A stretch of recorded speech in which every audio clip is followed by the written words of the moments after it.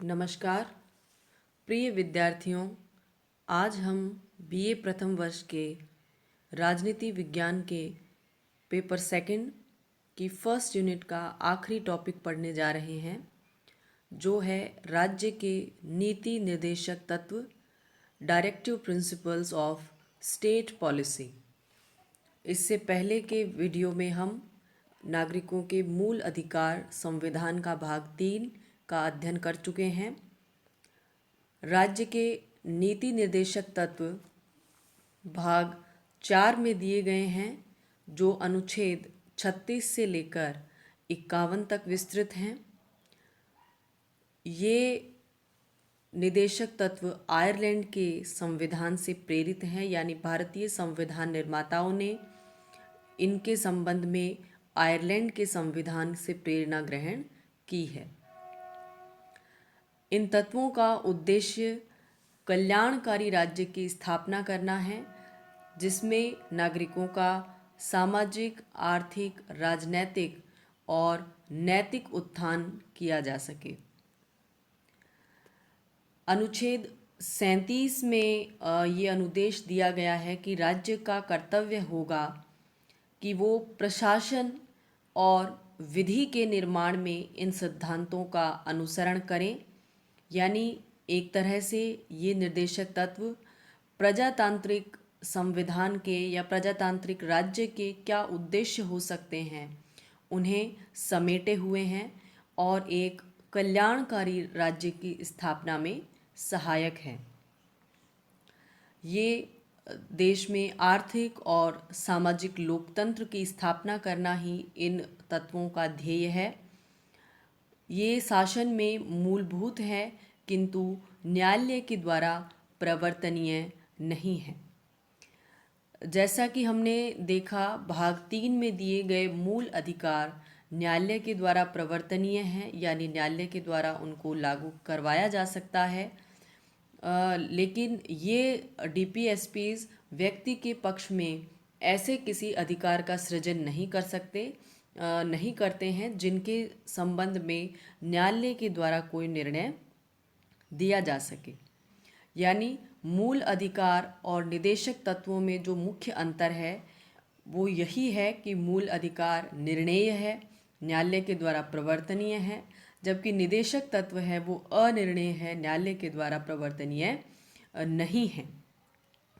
जैसे कि हम एग्जाम्पल से इसको समझने की कोशिश करें तो यदि किसी मूल अधिकार का उल्लंघन होता है, मान लीजिए अनुच्छेद 14 के अंतर्गत विधि के समक्ष समता और समानता का अधिकार है, यदि वो अधिकार किसी व्यक्ति अथवा राज्य के द्वारा नागरिकों से छीना जाता है, तो पीड़ित पक्ष है वो न्यायालय के समक्ष इस अधिकार को लागू करवाने के लिए याचिका दायर कर सकता है और न्यायालय उसके पक्ष पे निर्णय देता है।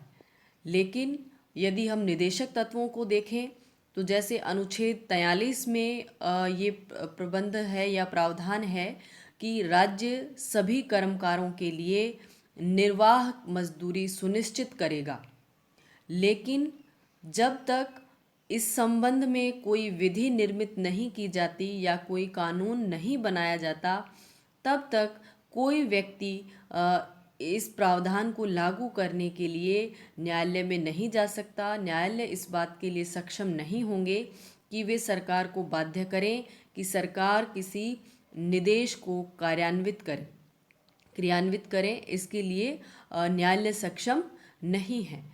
यानी यदि किसी निदेशक तत्व को लागू करने के लिए सरकार कोई विधि बनाएगी, कोई कानून बनाएगी, उसके पश्चात ही नागरिकों के पक्ष में अधिकार का सृजन होगा और उसके पश्चात ही वो न्यायालय से इसमें इंटरफेयर करवा सकते हैं, या अपने अधिकार का सृजन होने के पश्चात ही वो न्यायालय के द्वारा इसको एनफोर्स करवा सकते हैं। तब तक के लिए ये सिर्फ पवित्र निर्देश की भांति है, जिसे लागू करने का प्रयास किसी भी राज्य को करना चाहिए।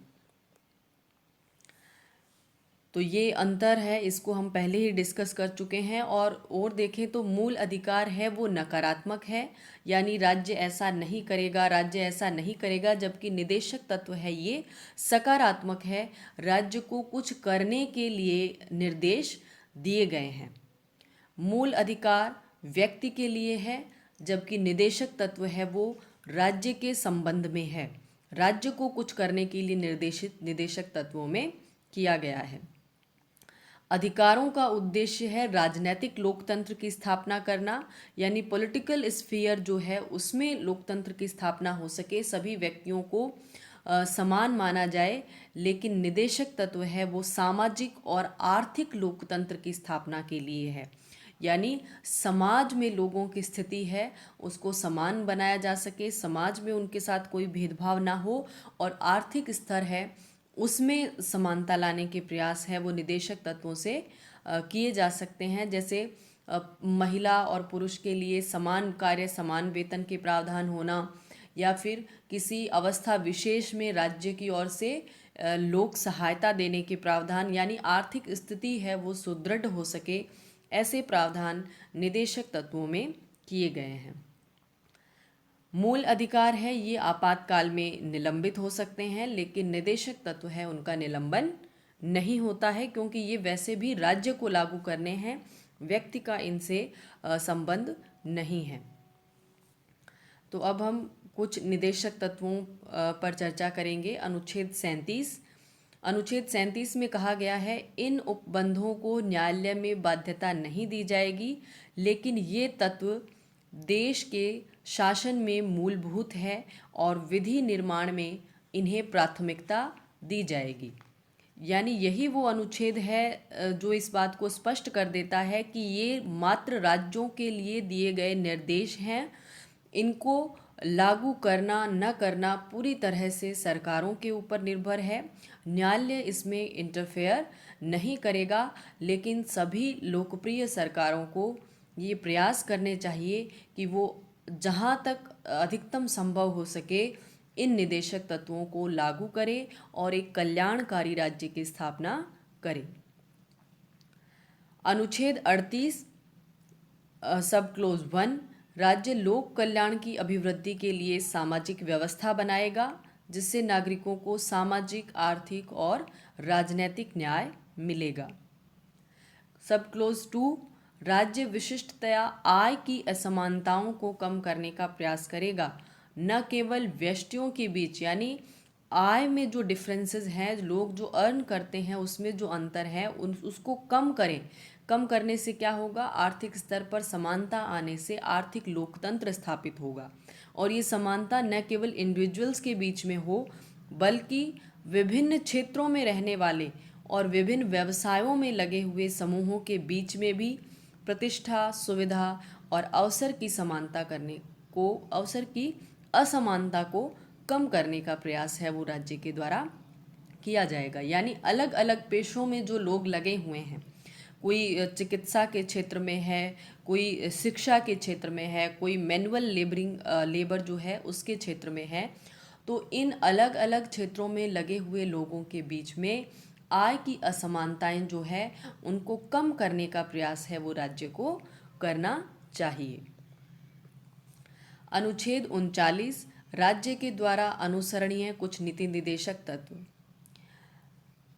पुरुष व स्त्री सभी नागरिकों को समान रूप से पर्याप्त आजीविका के साधन उपलब्ध करवाना, सार्वजनिक धन का स्वामित्व व नियंत्रण इस प्रकार हो कि सार्वजनिक हित का सर्वोत्तम साधन हो सके, यानी पब्लिक जो प्रॉपर्टी है उसका कंट्रोल, उसका रेगुलेशन ऐसा हो कि ज़्यादा से ज़्यादा जो पब्लिक है उसका फ़ायदा हो सके।